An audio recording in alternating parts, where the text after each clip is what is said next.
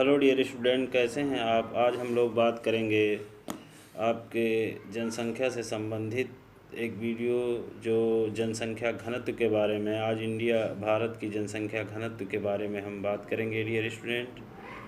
देखते हैं। आइए। जनसंख्या की घनत्व प्रति इकाई क्षेत्र में व्यक्तियों की संख्या द्वारा अभिव्यक्त किया जाता है। इसे भूमि के संदर्भ में जनसंख्या के स्थानिक वितरण को बेहतर ढंग से समझने में सहायता मिलती है। डियर स्टूडेंट, जनसंख्या का घनत्व वो होता है जो प्रति वर्ग किलोमीटर में होने वाले जनसंख्या के घेराव को कहा जाता है, जिसके अंतर्गत ये 1 किलोमीटर के अंतर्गत प्रति वर्ग के अंतर्गत कितने व्यक्ति आते हैं जो किसी क्षेत्र के अंतर्गत और उत्तरोक्त वृद्धि हुई है। इसी को हम जनसंख्या घनत्व के रूप में जानते हैं। हमारे देश के अंतर्गत जनसंख्या घनत्व की स्थिति भिन्न है। जो आप देखेंगे कि अरुणाचल प्रदेश में कम से कम 17 व्यक्ति प्रति वर्ग किलोमीटर है, जबकि दिल्ली के राष्ट्रीय राजधानी में हमारी जो है वहाँ 11,300 व्यक्ति प्रति वर्ग किलोमीटर है। तो इस प्रकार से उत्तरी भारत राज्यों में आप देखेंगे 11,600, पश्चिम बंगाल में 1,028, उत्तर प्रदेश में 829।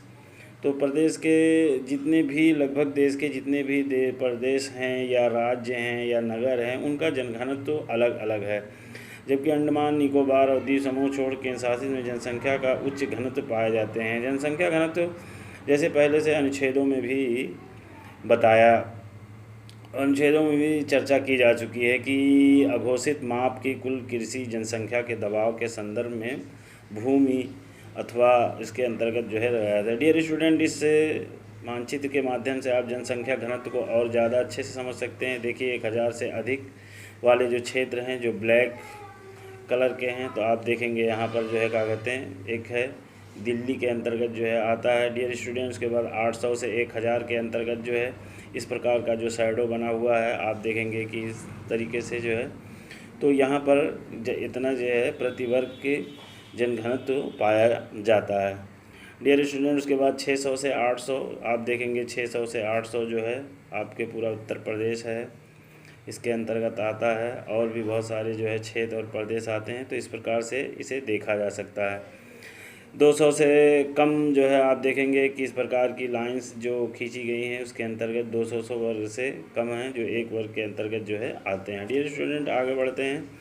देखते हैं कि जनसंख्या में वृद्धि किस प्रकार की होती है। जनसंख्या देखिए कायिक घनत्व होता है बराबर कुल जनसंख्या निवल कृषि क्षेत्र के कृषि घनत्व और कृषि निगत क्षेत्रों के अंतर्गत जो है क्या कहते हैं, जिसे कृषि मजदूर और उनके द्वारा जो है परिवार सदस्य सम्मिलित होते हैं।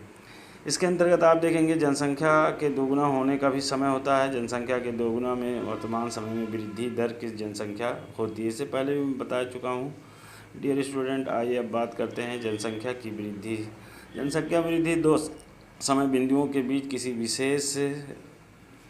किसी विशेष में रहने वाले लोगों की संख्या में परिवर्तन को कहते हैं, जहां इसकी दर को प्रतिशत में अभिव्यक्त किया जाता है। उसी को हम जनसंख्या वृद्धि के घटक होते हैं। इसमें प्राकृतिक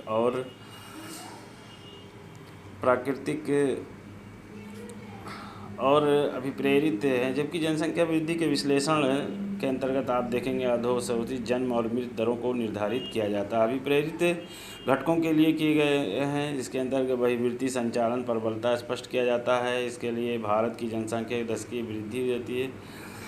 डियर स्टूडेंट, भारत की इस दशकीय वृद्धि को आप इस प्रकार से भी देख सकते हैं, इन आंकड़ों के माध्यम से भी देख सकते हैं। और इस मैप के अंतर्गत भी जनसंख्या वृद्धि को आप जो है देख सकते हैं कि 35 से अधिक जनसंख्या कहाँ कहाँ पर वृद्धि हो रही है। 25 से 35 के बीच, 15 से 25 और 15 से, मैप के माध्यम से पूरे देश के अंतर्गत जनसंख्या वृद्धि को देखा जा सकता है।